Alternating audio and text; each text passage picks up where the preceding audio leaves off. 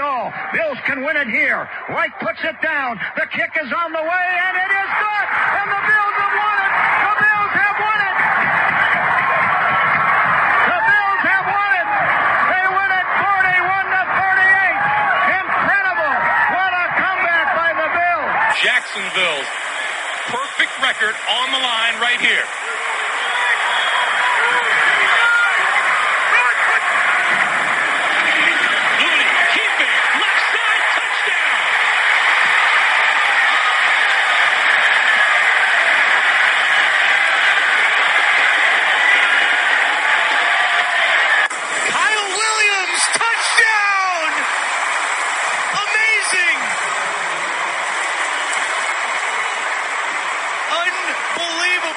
They put in Williams as the fullback, and he scores a touchdown, the 12th year defensive tackle.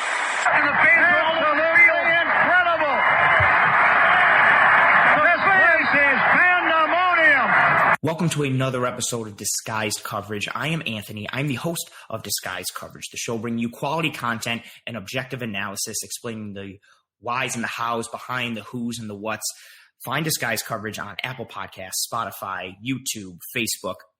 Find me on Twitter at pro__ant. That's pro__ANT.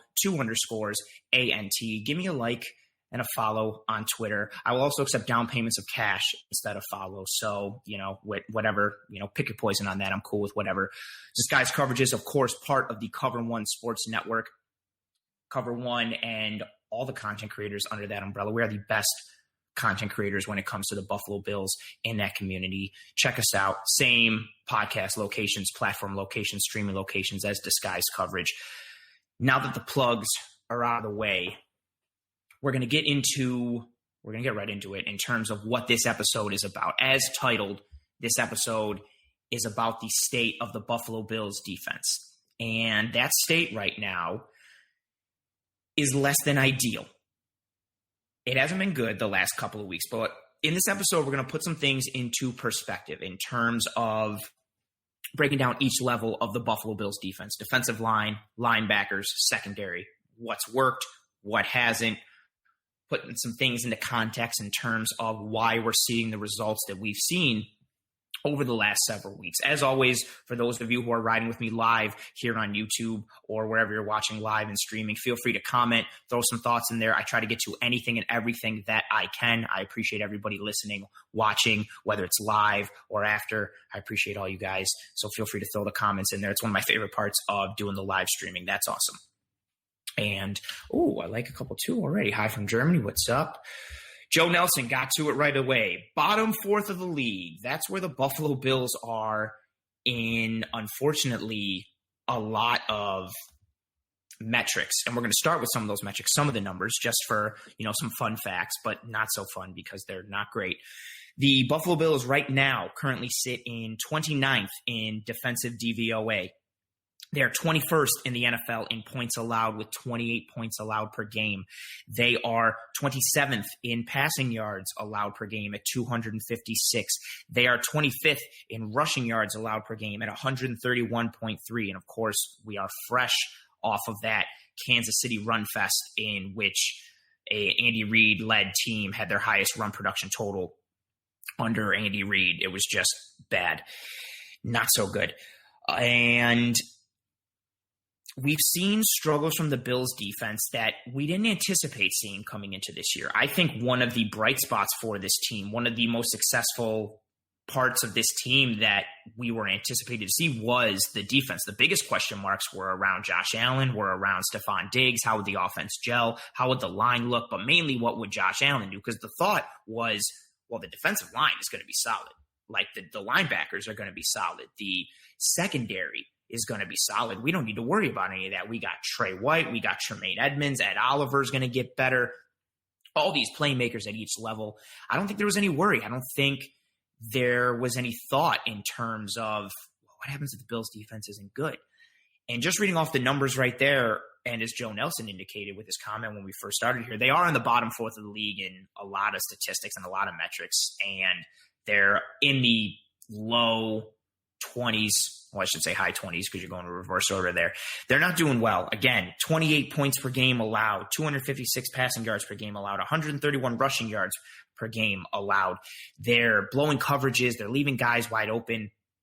They're having ugly losses. They're doing things that aren't characteristic of the Bills defense. And I want to pull up a comment here by Don Burt. I'm so confused about this defense. I have no answers. I want to put something into perspective quickly on the Bills defense because I know it's been bad. But within the last couple of games, because again, this is when it all started to fall off a bit, the loss to Tennessee and the loss to Kansas City. Those were losses, which are never fun. And they were bad losses. And I guess in theory, the Bills could have lost better and not been beat up as much against Tennessee or just owned on the line of scrimmage against Kansas City. But at the end of the day, the Bills have lost only 2 games. They're 4-2. And the 2 games that they lost were to the 2 teams that went to the AFC Championship last year. Again, you want to, test your mettle against the best of the best. And so it's not good to lose against 2 of the better teams in the conference. But it is 2 losses to 2 good football teams. They're well coached. They have good talent on both sides of the ball, and they execute well. And the Bills, they didn't bring their best in either game, and they lost. And I also think something that's key to point out in these last couple of Bills losses is the Bills have gone into their game plan against the Titans and against the Chiefs and against the Raiders to a degree with a primary focus on defense and then a secondary focus on defense. The primary focus in the Kansas City game was don't get beat by the big play. Don't get beat over the top by Tyreek Hill and Mecole Hardman and Demarcus Robinson. Don't let Mahomes gash you for chunk plays and 25 yards here and 35 yards here. Don't get beat by that. And they didn't get beat by that. Their plan was to keep everything in front of them, come up, tackle, stop the run, keep the play in front of you. Unfortunately, they got owned so hard on the line of scrimmage that they weren't able to stop the run. Also, Clyde Edwards-Helaire is a good running back, but they weren't given the primary focus to the running game. They gave it to the passing game and to the big plays, and they got victimized. They got beat on the defensive line against KC's offensive line, which we're going to get into in a bit. But that primary focus was stop the big plays. In the Titans game, primary focus, stop Derrick Henry. Don't let Derrick Henry beat you. Make Ryan Tannehill beat you. Problem? Ryan Tannehill beat us. Also contributing to that was tre'davious White was out for that game. Also contributing to both of these past 2 games is that Matt Milano was out. Jermaine Evans is still a little bit banged up. But they're not executing in their secondary game plans. And as Don Burt mentioned here, they didn't play well the first half of the Raiders game either. I'm going to get to that right now. And also, as you mentioned there, I understand that, but what about the Miami game? They got tore up by Fitzpatrick and Gesicki. Yeah, in that Miami game, they haven't been good in the middle of the field, especially in the linebacking area and how they cover, especially Jermaine Evans. I'm going to get into those numbers in a bit. But the Raiders game, that's a perfect segue, and that's why I bring up that comment. Well, it's a good comment, and it segues to what I want to do. The Raiders game, almost the same focus as the Titans game when it came to the Bills defense. Stop Josh Jacobs. Don't let Jacobs beat you. Make Derek Carr beat you. Derek Carr had a good game. Derek Carr's strength is that intermediate passing area, almost kind of like Ryan Fitzpatrick. Very successful in that 0 to 19 area. And Carr made good throws. Ryan Fitzpatrick made good throws. There were guys running wide open. And something to consider also in that Raiders game, I know we won that game, and so some things got swept under the rug a bit. But the turnovers were really the story of the game against the Raiders. The Raiders moved the ball well. They got yards. They had some chunk plays. They had that very long touchdown that got called back in the first quarter. The Raiders offense took the Bills defense for a ride up and down the field, but they didn't execute on touchdowns all the time in the red zone. They got field goals. They got 3 when they could have got 7, which has killed the Bills before. And they turned the ball over. And the turnovers negated some of the yardage that the Bills defense gave up, and the Bills came away with that win. But again, the primary game plan for each game, the Bills have been somewhat executing. The problem is they're not executing that secondary game plan, and they're losing in those areas. All is not lost. Again, we are 4-2. We've lost to 2 good football teams, the 2 finalists in the AFC East last year, the AFC Conference, I should say, last year. So all is not lost. And the good thing about the next set of upcoming games in the schedule for the Buffalo Bills is we're going to be able to see the Buffalo Bills somewhat prove themselves and be able to figure out who this Buffalo Bills team is. This week against the Jets, what's nice, it's been said multiple times on the internet, Greg Thompson and Aaron Quinn, host of the Cover One podcast, talked about it in their preview last night. This is a get-right game for the Bills. Come out, execute your fundamentals, put some of your fixes and your course corrections into action, beat a bad football team. Let's not overreact. Either way, if the Bills come out and don't win 40-0, let's not freak out. If they do come out and win 40-0, let's not act like everything is fixed. Let's pump the brakes either way. That was for you, Aaron Quinn. This is the get-right game.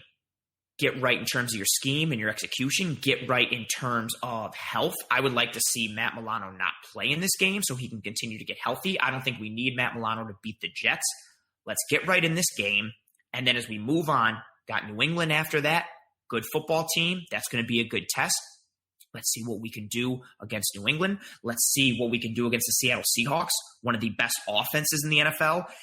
An offense that's going to give the Bills problems because they can run and they can pass. They're physical when it comes to their run game, and they're physical in their passing game. DK Metcalf, Tyler Lockett is a very underrated receiver. Russell Wilson is one of the best quarterbacks in the NFL. Another good test for the Bills. And then the Bills face the Arizona Cardinals, who may not be a tremendous team or a team that a lot of Bills fans are scared of, but Hopkins is awesome. Kyler Murray has been doing tremendous things on offense. And for my fantasy team, they look to have fixed some things in the running game, and they have an opportunistic defense. Budda Baker is one of the best players in the NFL, somebody that I wanted the Bills to get for a long time in that draft. But long story short, the Bills are going to be able to prove themselves over the next several weeks, and we're going to be able to find out who they are. So all is not lost. Again, COVID offseason, no preseason, weird training camps, weird schedules and gelling of teammates and schemes and coaches and everything. I still don't think we've seen who the Bills are going to be. But that doesn't mean there shouldn't be a cause for concern, because there is a cause for concern. As you can hear, my notebook pages turn there. As I always say, I write. I don't really type up things. I like to write. I like to be old school. Also, and just in terms, if you notice, if you're a regular watcher of the live streams, I'm wearing glasses in this episode. I normally don't, but the Bills have lost 2 in a row, and I am superstitious. I'm not superstitious, but I am a little stitious, Michael Scott. And so I'm wearing glasses. 1, because I wear glasses, but 2, I'm doing whatever I can to break the losing streak. I don't want to take any chances. I play no games. I play for keeps. We're going to start with the defensive line, which has not been great. Looking at the Bills' defensive line, and I'm going to give this stat, which isn't just defensive line related, but the Bills are 7th in the NFL in blitz percentage at 35%. That is per Pro Football Reference. Also per Pro Football Reference. They are 25th in the NFL in pressures with 43. Their pressure percentage is 17.9%, which is 30th in the NFL. Not good. There's 32 teams, so being a 30 is not a good thing. They are 20th in the NFL in sacks with 11.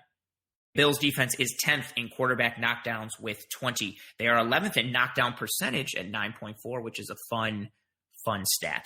And then if we go into the individual players on the defensive line, and the numbers I just gave you are from Pro Football Reference, and the stats I'm about to give you now are from Pro Football Reference, but I've also got some from Pro Football Focus. Don't kill me for that. I know there's a lot of non-Pro Football Focus fans here in Bills Mafia. But if we go from Pro Football Reference here, Jerry Hughes is first on the Bills in pressures with 8. Ed Oliver has 7, Mario Addison 6, Quentin Jefferson 5, Trent Murphy and Harrison Phillips 3, Epinesa and Zimmer 2, Vernon Butler 1. Mario Addison leads the team in sacks with 3. Jerry Hughes, who has arguably been the best player for them on the defensive line, has no sacks. Ed Oliver only has 1 sack. Ed Oliver's also been seeing a lot of double teams, so that's another interesting thing. The Pro Football Focus grades give the Bills' defensive line some better numbers. Like instead of giving Jerry Hughes 8 pressures, they give Jerry Hughes 20. Instead of giving Ed Oliver 7 pressures, they give him 11. Mario Addison, instead of 6 pressures, they give him 18. So the numbers deal a little differently depending on what metrics and statistics site or system you are using. But at the end of the day, the Bills' defensive line is not getting home. in their pass rush. They're generating some level of pressure, but they're not getting a lot of sacks. And the last 2 games, what we've really seen is Tannehill and Mahomes just have a lot of time to sit back there and pick the defense apart. And this isn't something I mentioned it in a previous episode. I wasn't anticipating this at all for the Buffalo Bills. I thought this defensive line was one of the best assembled defensive lines in the NFL. I love the addition of Quentin Jefferson. I liked the addition of Vernon Butler. I really like the addition of Mario Addison. Mario Addison has been arguably our best pass rusher, but he's been not good in run defense. The Bills' defensive line as a whole has not graded out well in run defense. And as one of the comments say here, I do want to pull up Joe Nelson's comment here. I think a lot of the running defense problems are centered around the loss of Star, of course, referring to Star Lotulelei. Yeah, I think so. I think Star is someone I mentioned it during the offseason, and especially when he opted out. I know the contract that he commanded, and because of that, there was more focus put on him from fans. And the stats weren't always there for Star. But he did a lot of the dirty work and a lot of the things that don't show up on the stat sheet. And one of them was just plug the middle, play one tech, keep Edmonds clean and Milano clean, and keep them free to just hit gaps and come forward and shoot the gun and be athletic and run sideline to sideline and be free as a bird, running in a field, flying in a field. We don't have that now. We are seeing the Bills' defensive line get eaten up. They don't have that big body in the middle. Vernon Butler hasn't been that person that we had hoped that he would be. As Richard Greenwood put, Oliver is playing too much one tech. Yeah, we're kind of relying on Ed Oliver to almost set the middle and be that tone setter in the middle, and he's not built for that. He should be built for penetration in terms of the run game and in terms of the pass game. He should be getting ideally more one-on-one situations. He should be somewhat of an Aaron Donald light, which isn't a fair comparison for him or for Aaron Donald, because if you put all 5 guys on Aaron Donald, he would still figure out a way to get to the quarterback or disrupt your run game, anything like that.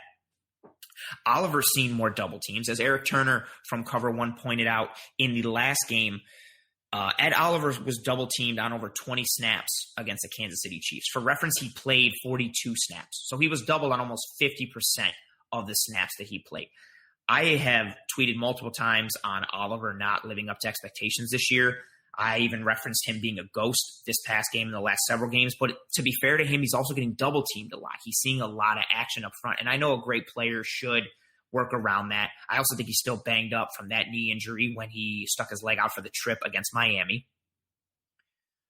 But the defensive line hasn't been good. They're not getting home. And in a Sean McDermott defense, where primarily you are rushing 4. Again, I know the Bills are 7th in the NFL in blitz percentage at 35, but they're only blitzing 35% of the time. That means they are in 4-man rush 65% of the time. We know Sean McDermott defense, rush 4, use your front 4 as the primary drivers of pressure and sack creation.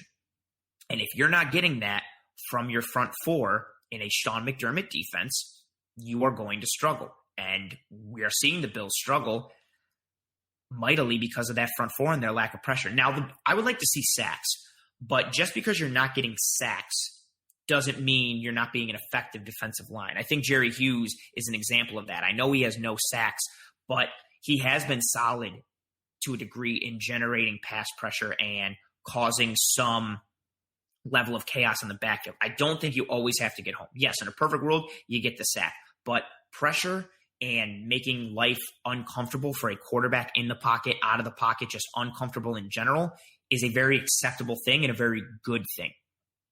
And I'm fine with that.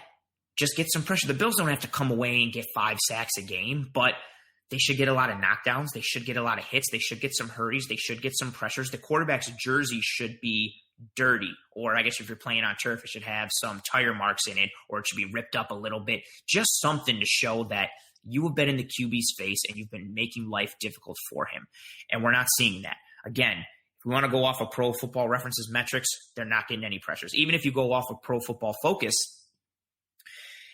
if Jerry Hughes is leading the team in pressures with 20, according to Pro Football Focus, that's 22nd in the NFL. Mario Addison's 18 pressures, according to Pro Football Focus, would put him at 30th in the NFL.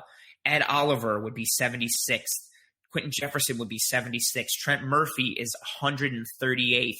Harrison Phillips is 156th. AJ Epinesa is 180th.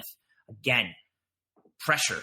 Sacks are fantastic, but even if you're not getting home to that degree, pressures are still okay. They're not even getting pressures. And that is a large factor of what is hurting the Bills. And I've seen in a lot of the comments, I don't want to pull up any one comment because several of you guys have said the same thing. Yeah, we're not sealing the edge at times. We're losing contain in the run game. Mario Addison in the Chiefs game, I loved the spin move that he had to get that sack on Patrick Mahomes. I retweeted it earlier today. It was a fantastic move. But then in the run game, he's not setting the edge. He's throwing shoulders and elbows trying to bring down Clyde Edwards-Helaire instead of going for the wrap-up or getting a body on the running back, and he's just getting run through left and right. I think that was also pretty disheartening against the Chiefs to know that they were banged up on their O-line, both going into that game and then in the actual game, and knowing that our starting caliber front four couldn't do anything, and they were getting smacked left and right by second and third string linemen. Again, they're still NFL players, but to know that they were getting beat by second and third stringers, that's a bad position. That's very bad for the defensive line. We got to see them turn it up, and they haven't so far. We're going to move on to the next grouping, the linebackers. I want to start out with one thing and then lead into another. Matt Milano. I tweeted it earlier today. I want to dispel the notion that Matt Milano is injury prone. Last year, he played 15 games, started all 15. He missed one. Technically 1.5 because he got injured against Tennessee and didn't finish that game and then missed the next week. But he missed one game. Started 15, played in 15. 2018, he only missed 3 games at the end of the year because he broke his fibula when he got pinned under and rolled up on in a fluke injury that can happen to anyone and that is not indicative of a person with quote-unquote injury history and injury concerns. This year, I know he's been banged up with multiple things. So has almost everyone in the NFL. Again, COVID offseason, weird training regimens, no preseason. Guys are getting hurt left and right. We're seeing a lot of soft muscle injuries in the upper body and lower body across the NFL.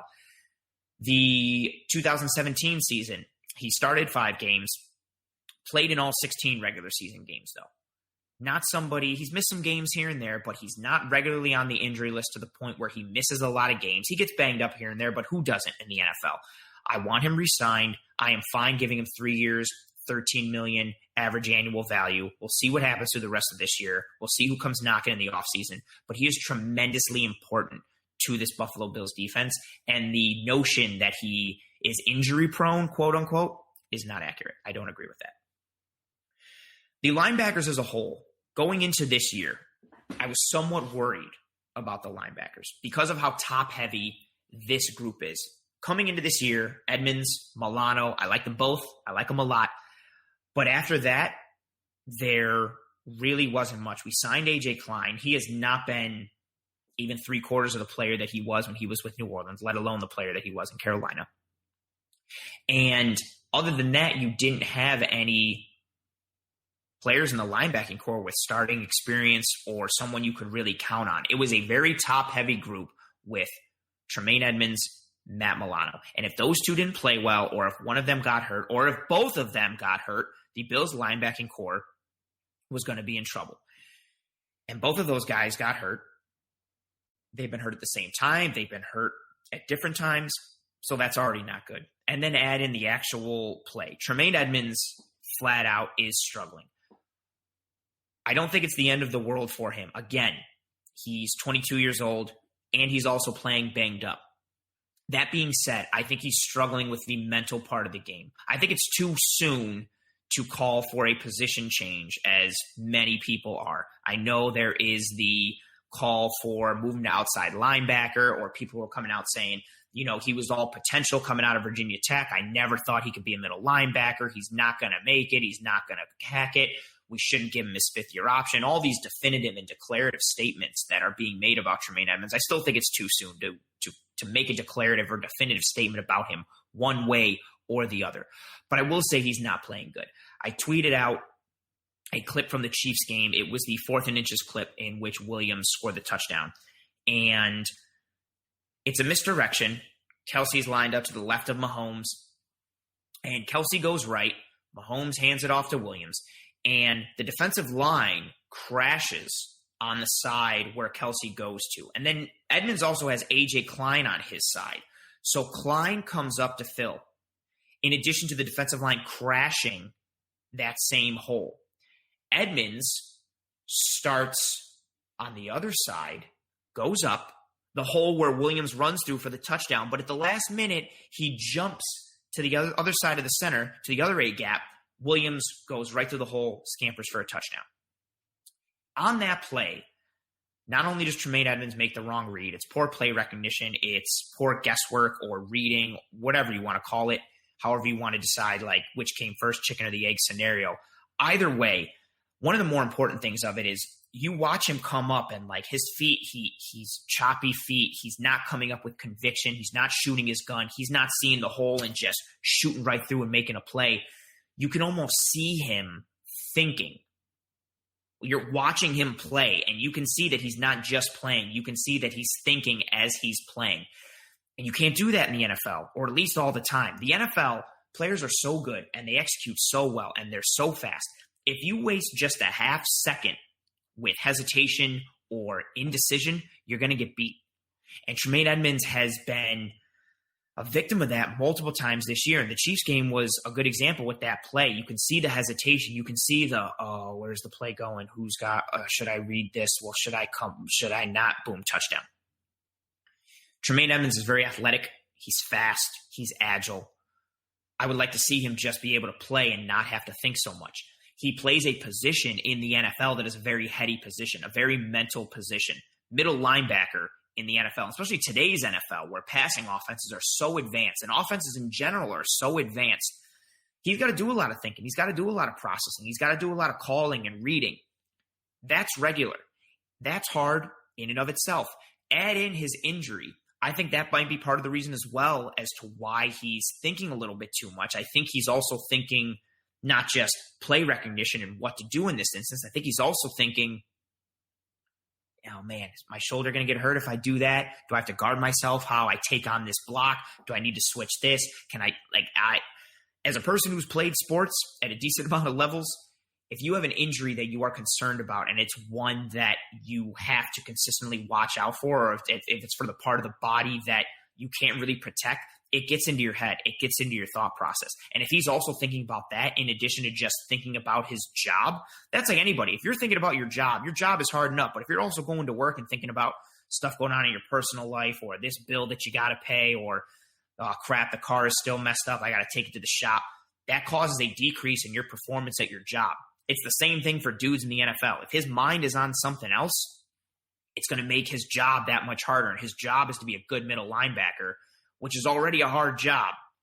And you add in any mental bandwidth that you have to spend on something else that isn't play focused, it's tough.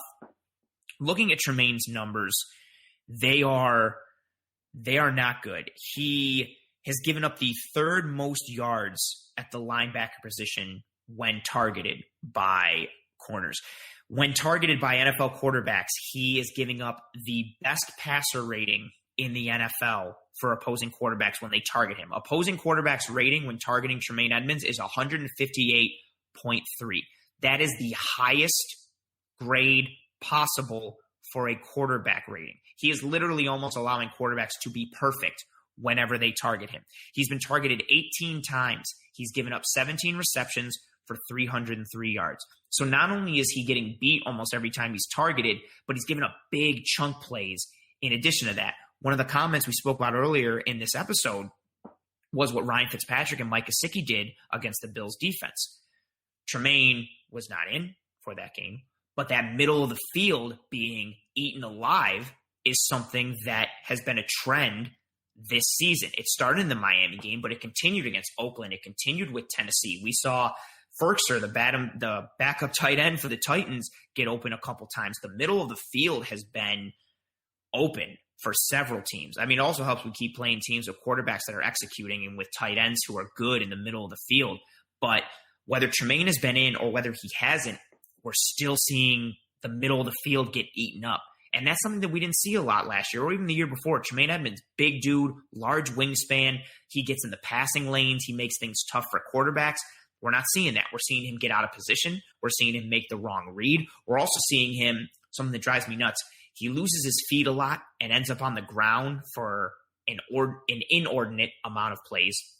We see him over pursue or take poor angles to the ball, and he's susceptible to a lot of cutbacks or a lot of just stop-start. He gets beat on those a lot in terms of the run game and the screen game and drags over the middle and things like that. We're not seeing him hit the level of burst and speed that we expected based on what we've seen from him prior. And again, a lot is being asked of him, especially without Matt Milano.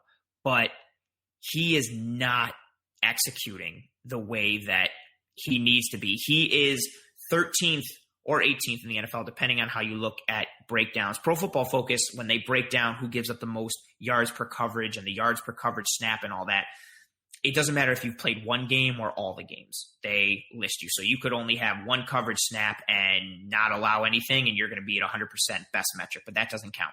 So if you take everybody into account, he's given up the 18th most coverage yards per snap. If you factor in players who have played 2 games or less and you remove them, he's given up the 13th most coverage yards per snap. So long story short, not doing well in coverage, not doing well in the run game either. AJ Klein has not been the backup level caliber first linebacker up after Milano and Edmonds type of player that we had hoped he would be. Matt Milano is someone the Bills need back tremendously. As William here states, Matt Milano is the most important person on this defense. When he goes out, we go from a top 5 defense to bottom of the league. You know what? I can't even really argue with it because of the numbers and because of how we're playing right now. Matt Milano's coverage ability, he's been someone who has been tremendous in coverage. He had the highest coverage grade, not just of linebackers, the highest coverage grade overall for the entire Buffalo Bills defense in 2019, 5th in 2018. He's someone who has been a tremendous coverage linebacker. I know he struggled a bit with his tackling, especially last year, but he's fast, he's agile, he is aggressive. He sometimes plays a little too reckless and too out of himself, but he's someone that adds a tremendously dynamic piece to the Bills' defense. And without him, you're right, William, we have not seen that level of the Bills' defense that we've expected to. And with Tremaine struggling and Milano out, this linebacker position is extremely terrifying. And I mean terrifying in terms of, like, not great. Good news is, again, I think it's too early to call what's going to happen with Edmonds, and we'll see what happens when Milano comes back. I trust that we'll course correct, but Edmonds has not looked good so far this year, and the numbers speak to it. The analysis speaks to it. He's not passing the metric test or the eye test, you're seeing him right in front of you just be like, oh. The Chiefs game for me really got me a lot. There were just times where I felt like, oh, okay, he's going to make this tackle, and then he would just like fall down or just lose his feet and just – I'm not expecting that. At the very least, I'm not expecting that out of an agile, athletic, well-structured, young NFL linebacker. Same thing with the over pursuit and the poor angles to the ball. Those are things he needs to course correct desperately and immediately. If we move to the secondary now, we're off the linebackers. We're now on to the secondary. The secondary, a position that I was very worried about coming into this season, mainly because of the corner position. I was worried about the corner spot after tre'davious White. I got even more worried when E.J. Gaines opted out, even more worried when Norman got hurt, continued to stay worried when Levi Wallace went out. Good news is Trey, even though he's, from the eye test, he's not playing at the level that we are accustomed to seeing him play at. I don't think he's playing at a top 1 or 2 or 3 level corner like he was last year. He's still near the top of the league in coverage snaps per target. He's 5th. He's not getting targeted a lot. People are still respecting him with that.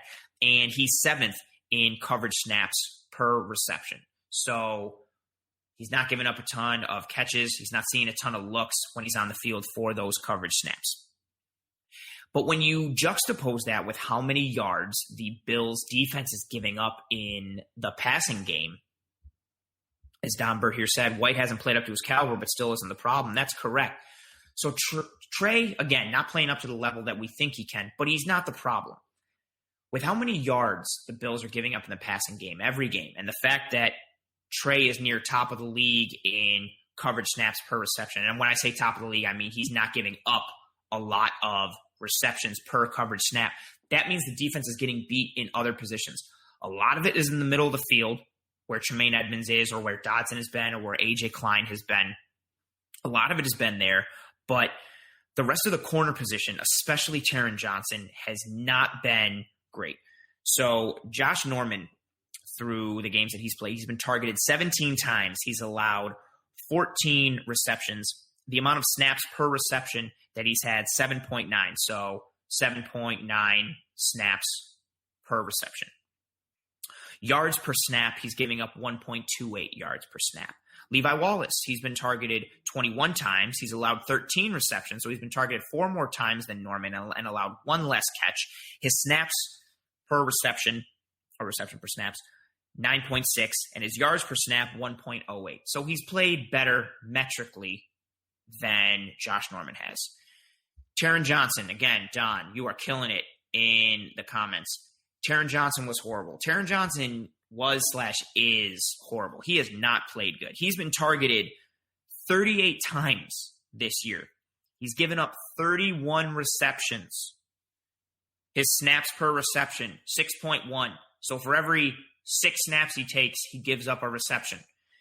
His yards per snap, he's giving up 1.94 yards per snap. That is near the top of the league in terms of yards per snap for the cornerback position. Taryn Johnson is getting beat left and right, zone, man, over the middle, out routes, drags, mesh concepts, deep. He's getting beat. The Bills' defense, their base defense, even though it's a 4-3, their real base defense is a nickel defense.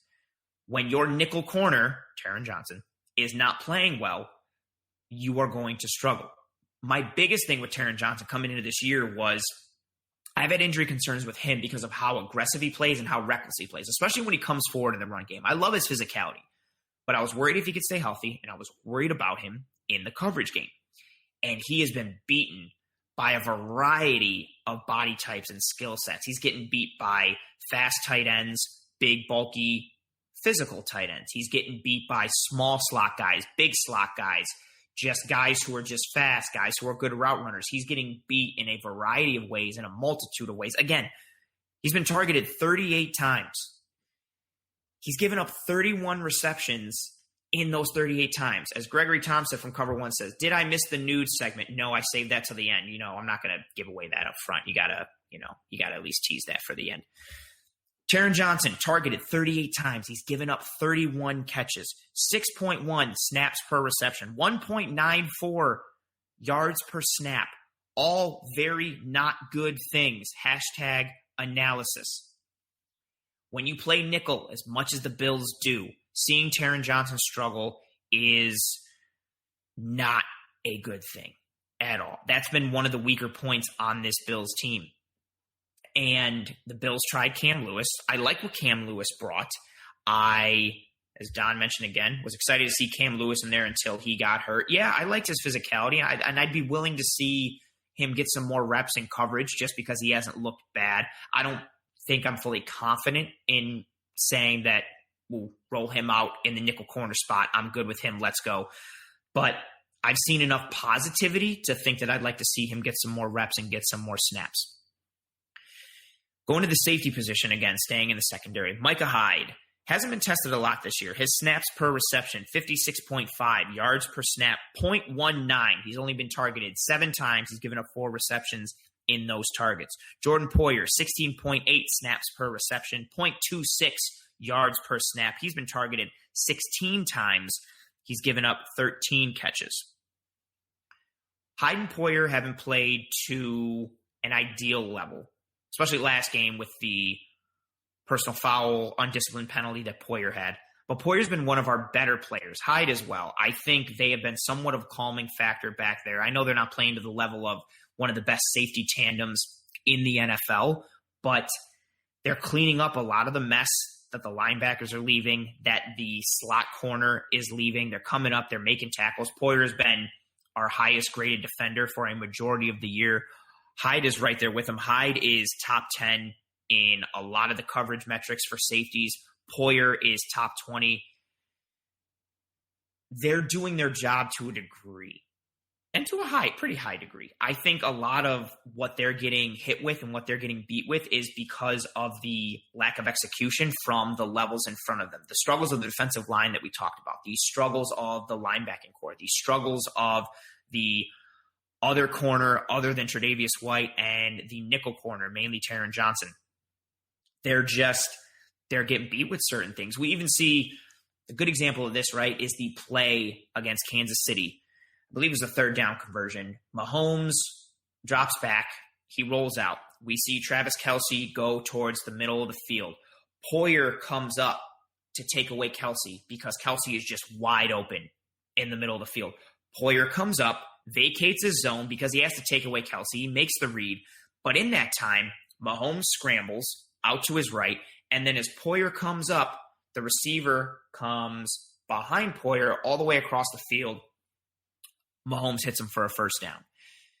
That's kind of like a damned if you do, damned if you don't. If Poyer doesn't come up, Kelce makes the catch. If Poyer does come up like he did, the receiver runs behind him. Mahomes makes the play. Also within that, the Bills' defensive line lost contain. Also within that, the Bills' defensive line didn't get home. Also within that, the coverage team in the middle of the field, slot corner to linebacker, didn't do their job on Travis Kelce. There's all these moments and instances of lack of execution for the Buffalo Bills defense, and Hyde and Poyer are cleaning them up a little bit. As Alex Smith says here, 0 splash plays from Hyde. He's just a safety net. Yeah, he hasn't had those big, high-impact, toxic differential playmaking plays that he's had in previous years, especially when it comes to interceptions or forced fumbles, fumble recoveries, all these things.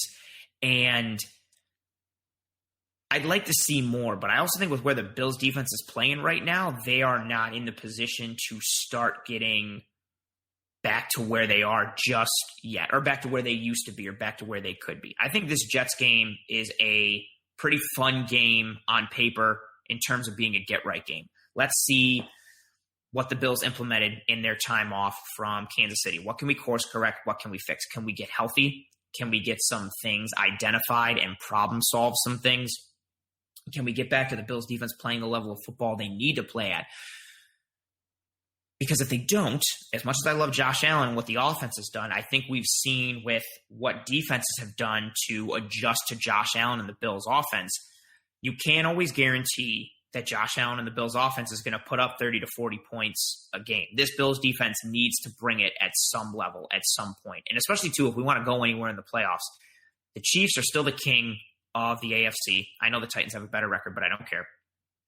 You're not going to outscore Kansas City if you want to get into a pure shootout. Same thing with Baltimore, especially with what Baltimore just did on defense, getting Yannick Ngakoue. They have a crazy defensive line.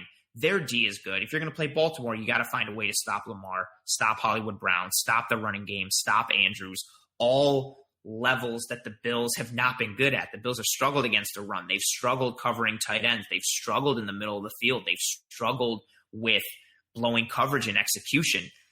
And those top-level teams in the AFC, mainly the Ravens, Titans, and Chiefs, are all good at those things that the Bills have struggled at. I want to see what Pittsburgh does in their game against Baltimore. I am still holding some reservation when it comes to deciding how good the Steelers are. They played a very easy schedule to start the year. I want to see what they look like against Tennessee. I want to see what they look like against Baltimore.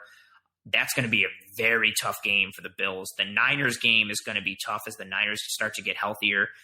The Bills don't have an easy out with the end of this season coming up and with the middle season, the second quarter, third quarter, and the end of the year. They don't have an easy out, and they got to get some things fixed. The state of the Buffalo Bills defense right now is #not good, #analysis.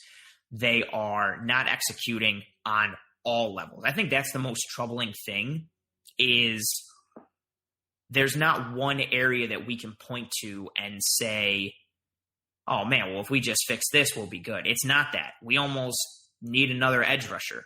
We need a one tech. We need another corner. We might need a slot corner in addition to that other corner. We might need another linebacker. Like, there's just all these things where you're just like, oh, it's not just one thing where like, well, as long as we get healthy here, if we fix this one thing, it'll all be good, and then you can wash your hands of it. It hasn't been that. Don Burt, good question here. Make one realistic deal at the deadline with the Bills' cap space in mind. What position, what player? I want to tie this into something that Marcel said. Desmond King. I love Desmond King from the Chargers. In a perfect world, it's somewhat realistic, but it's also not because of him being a free agent next year, the money he's going to command. It's not going to be a long-term thing. Give me Greg Thompson, again, from the Cover One podcast last night, brought up some pretty realistic options. Carl Lawson from the Bengals, Marcus Golden from the Giants, Davin Tomlinson from the Giants. I would like to see something on the defensive line. I would also like it if we could maybe potentially get Quinnen Williams away from the Jets. Another piece of information that Greg from Cover One put out earlier today, a second-round pick for Quinnen Williams. He's under his rookie contract for another 3 years, I believe. His fifth-year option would be about $12 million, but that's still about 3 years away. We can't get into a position. I know we want to fix things, but the Bills, as much as they got off to a hot start and as much as we want to be excited for the Bills, they are not winning a Super Bowl this year. Trading for someone like Desmond King and giving up the draft capital and the resources for someone like that. Same thing for Ngakoue. I know a lot of fans are like, we could have made that deal for Ngakoue. Giving up the draft picks for Ngakoue is a troubling thing, especially as the cap is reduced next year. You need those draft picks because you need players on rookie deals, so you have cap space. The Bills and almost every other team in the NFL are going to be in a very tough and strapped financial salary cap situation next year. We need those rookie deals. We can't just be giving away draft picks for Ngakoue or Desmond King. In a perfect world, I would love Desmond King or Josh Jackson from the Packers. Desmond King would be my number one. But I think to answer your question, I know this is a long way to go around it. I have a lot of thoughts on it. Don, to make one realistic deal at the deadline, give me some defensive line help. Give me Marcus Golden. Give me an edge rusher or someone in the middle. Give me Golden or Tomlinson, or give me Carl Lawson. Give me somebody to strengthen the edge rush or strengthen the dead center middle of the defensive line. Give me one of those two things. I think those things are easier, and especially at least you can kind of play silver lining with Levi Wallace coming back and say, maybe the secondary will get a boost from him coming back. The defensive line, there are no other options. Bringing Justin Zimmer up is nice. He played well. He probably played, I shouldn't say well. He was probably our best defensive line player against the Chiefs, but he also got blown off the ball in the run game a ton. And I'm happy for him and what he did, but we don't really have any other options of reinforcement for that defensive line. So I would take somebody up along the front. Give me Tomlinson, give me Golden, give me Lawson, give me somebody to reinforce and strengthen that defensive line, because we don't have any reinforcements coming from the practice squad or coming off the IR or anything like that like we do in the secondary. I think either way it's going to be tough. And the best solution is to coach up and execute on the field. It's going to be easier said than done. At least the Jets game will give us some semblance of relief and hope, I think. I don't want to jinx it. I don't want to say, oh, yeah, the Bills are going to come out and kill the Jets. But it's a good opportunity to get right and fix some things before another tough stretch of the season comes, where the Bills have to play the Pats and the Seahawks and the Cardinals. And even coming out of the bye week, the Chargers are no joke, especially as they start to get healthier. The Niners, I know they got hurt and they lost to Miami and they lost to Philly, but they're still a good football team. And again, they are good at the things on offense that the Bills struggle with on defense. They run the ball. They have George Kittle. They have speed and physicality.